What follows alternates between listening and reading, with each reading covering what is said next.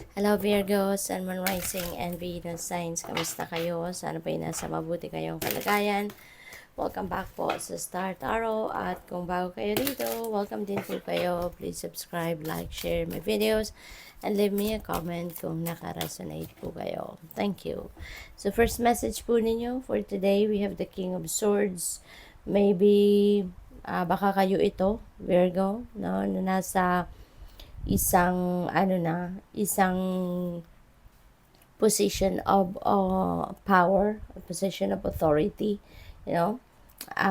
Po pwede rin na naghahanap kayo ng advice, ng clarity, no? And maybe you're going to seek for advice sa isang tao katulad ni King of Swords, no? Maaaring ikaw ay lalapit sa isang boss ninyo or sa manager ninyo, something like that. Or po pwedeng this is a professional, no, na ikukonsulta ninyo from a different office, yung mga ganun. So, there is mental clarity or mental, ang tawag dito, yung siguro maghahanap kayo ng kasagutan, no? Enlightenment, kumbaga, no? Para sa bagay na hindi ninyo naiintindihan or kumbaga desisyon na kailangan ninyong gawin and you can't find the basis, no, or concrete basis ng desisyon na gagawin ninyo. Kaya po pwedeng magkukonsulta kayo to someone. At maaring yung taong ito makakapag-enlighten sa'yo, makakatulong sa'yo na magkaroon kayo ng clarity, no? And makakatulong na makapag-desisyon kayo. So, could be professional, no, ang ikukonsulta ninyo rito. So, what else? We have the lovers. Pwedeng ang kukonsultahin ninyo, counselor, ganon, kung related yan sa relationship.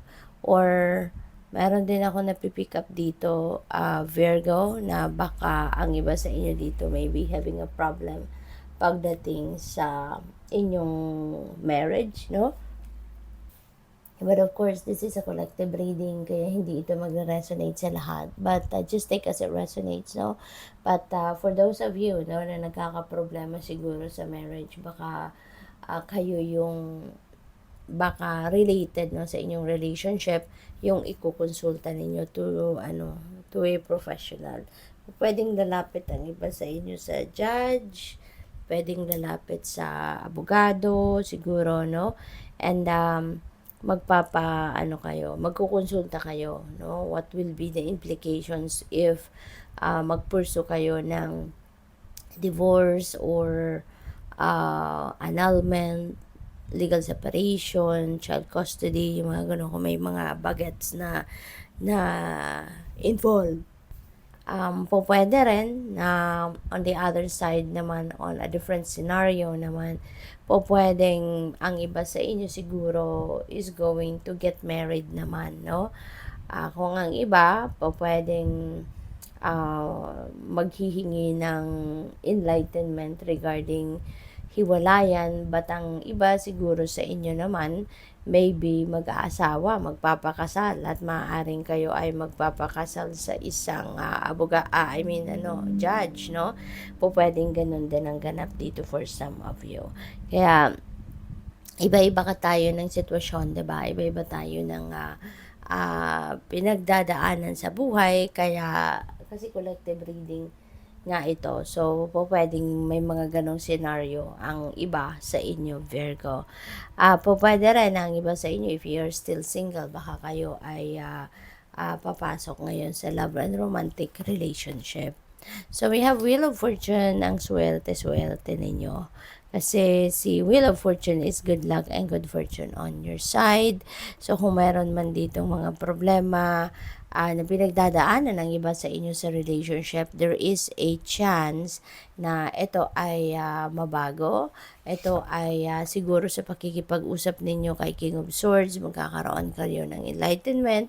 At kung nag-iisip kayo na pakikipaghiwalay, baka kayo ay umatras na, mabago na yan, no? At malinawan ng inyong isipan dito, no? Baka mas aayusin ninyo yung relationship instead, no? Baka hindi naman gano'n masyadong malalim ang dahilan kung bakit naiisip ninyo na makipaghiwalay, no? Kaya pwede pang maayos. And the Wheel of Fortune is good luck and good fortune on your side. There are positive changes na mangyayari, magbabago ng inyong sitwasyon sa iba't ibang parte ng buhay ninyo, lalo-lalo na pagdating sa pera, finances, pagdating sa inyong um, source of income, trabaho, maaaring siswertehin kayo sa ngayon, no? This is the turning point in your life, no? Na kung dati lagi kayong may problema, lagi kayong may financial hardship. So, sa ngayon, maaring mabago yan at kayo'y swertehin na pagdating sa pera. No? So, at sa ibang parte ng buhay ninyo, pati relationship ninyo, pakikipagkaibigan, diba? And other areas of life, mababago na ang sitwasyon ninyo for the better. Kaya good luck sa'yo. So, anong final message ninyo, Virgo?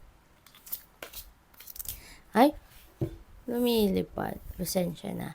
So, we have the alchemist. Kayo ito, no? Virgo. You are the alchemist, diba? Ng tarot. So, there is balance, invention, and destruction. Ayan. So, siguro, ito yung kailangan ninyong gawin sa ngayon na ibalik ninyo yung balanse sa buhay ninyo. Maaaring may mga imbalances may mga imbalances na nagmamanifest sa buhay ninyo kasi baka merong mga sobrang kapaguran, hindi kayo nakakapag-concentrate na, hindi kayo nakakapag-pahinga na kasi, kaya kailangan na ibalik ninyo ibalik ninyo yung balanse sa buhay ninyo para maging maayos ang lahat, no? Para mas maging masaya, mas maging organisado, mas maging maganda ang takbo, no, ng buhay-buhay ninyo, Virgo. Okay?